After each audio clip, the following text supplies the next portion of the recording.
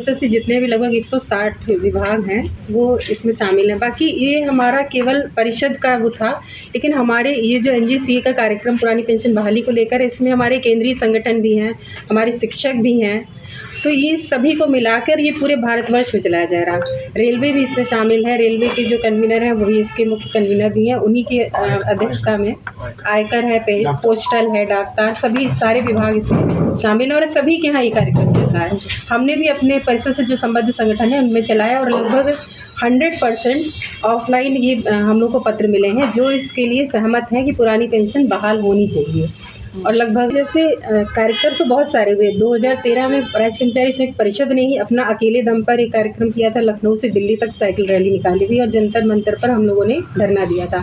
लेकिन फिर ये हुआ कि इस पुरानी पेंशन की समस्या से तो जो केंद्रीय संगठन है वो भी ग्रसित है। सारे कर्मचारी जितने भी सरकारी एम्प्लॉई हैं वो इससे वो है। तो एक एनजीसीए के नाम से एक संगठन बनाया गया जो 21 जनवरी 2023 की जिसकी नई दिल्ली में बैठक हुई थी, जो उसमें ये डिसाइड किया गया था कि हर महीने की 21 तारीख को हम जनपद स्तर पर कोई ना कोई कार्यक्रम करेंगे। इसी के तहत 21 मार्च को यहाँ जनपद मतलब पूरे देश के हर जिले में कार्यक्रम हुआ था।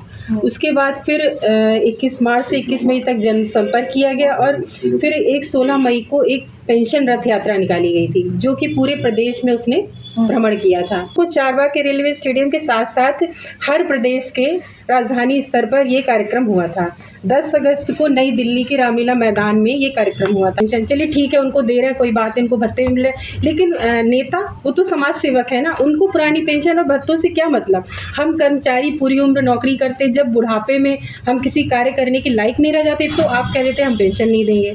और आप हमें न्यू पेंशन स्कीम के तहत 14% जो दे रहे हैं, हम नहीं कहते आप हमें हर महीने दीजिए। आप हर महीने ना देखिए, हम जब रिटायर होते हैं आप वो परसेंट हमारा जमा करिए और आपको शेयर में लगाना, आप कहीं भी ले, लेकिन हमको रिटायरमेंट के टाइम एक मुश्त रकम चाहिए पड़ेगा। और कहीं ना कहीं ये भी होता है, देखिए कोविड के टाइम में कर्मचारियों के 6 भत्ते ख़त्म कर दिए गए।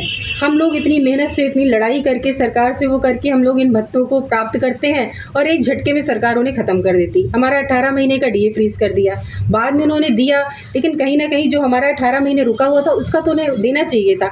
तो हम थोड़ा सा ये कहना है कि जैसा हमारी जिलाध्यक्ष महोदय ने कहा कि वो जनसेवा के लिए आती हैं, तो आप जनसेवा करने आए हैं तो आपको पेंशन क्यों चाहिए। फिर अगर वो 2 बार विधायक बनते हैं, 2-3 बार एमपी बनते हैं, 1 बार राज्यसभा का मेंबर बनते हैं, 1 बार एमएलसी बनते हैं, अगर 7 बार वो बने तो वो 7 पेंशन लेते हैं। कर्मचारियों के लिए जो है कोई पेंशन नहीं है और पेंशन कोई भीख नहीं है। पेंशन हमारा संविधान में मौलिक अधिकार है।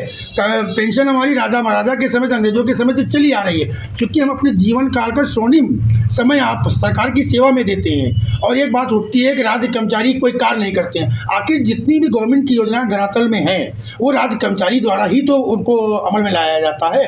तो जैसा हमारे जिलाध्यक्ष महोदय ने कहा कि हमको कहीं ना कहीं ये मुद्दा पूरे प्रदेश में, पूरे हिंदुस्तान में सुलग रहा है और जितने विधानसभा चुनाव हो रहे हैं, जिन पार्टियों ने पुरानी पेंशन का वादा किया वहाँ पर सरकार वापस आई। जैसे आपका हिमाचल है, हिमाचल में कांग्रेस ने वादा किया था और कांग्रेस जीती, उसने पुरानी पेंशन को बहाल किया। सरकार तो कह रही है हम एनपीएस दे रहे हैं, बहुत अच्छी स्कीम है, लेकिन लोग समझते हैं। मैं ये कहता हूँ कि एनपीएस जो है, एनपीएस वो खुद ले लें और हमको एनपीएस दे दें। होता क्या कोई बता दे।